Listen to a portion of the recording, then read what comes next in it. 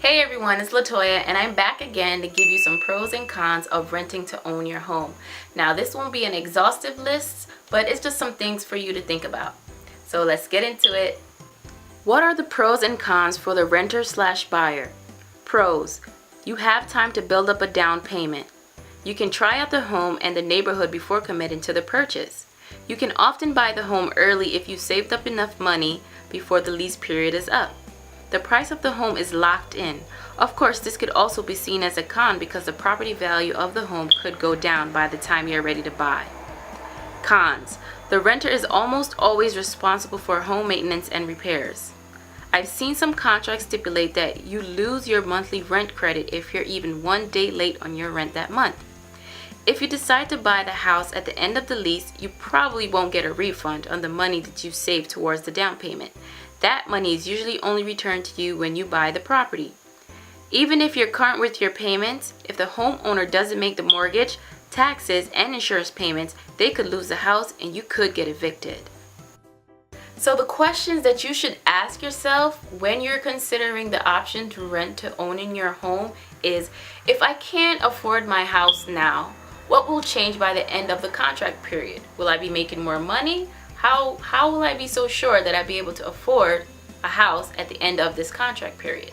Another thing you can consider doing is just opening up a separate savings account where you'll have no risk of losing that money. That money will be yours and you won't have to worry about breaking a contract or potentially losing your money saved toward your deposit.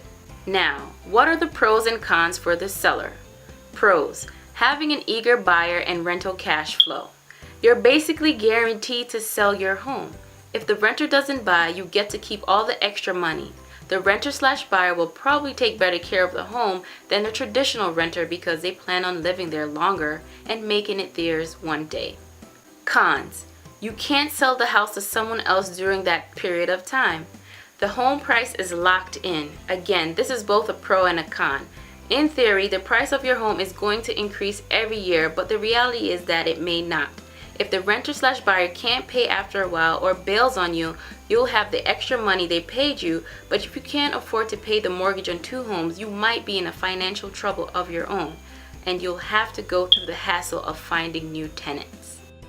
I am going to stress how important it is to have a real estate attorney review any documents you decide to sign when you're entering a rent-to-own contract. Please, please, please have an attorney review these documents for you because you don't want to end up in a bind you can't afford to bend. Okay? Okay, so if you have any questions or comments, please leave them in the comment section below and I'll do my best to answer them.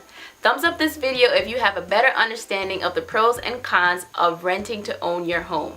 Alright guys, thanks for watching. I'll see you in the next video.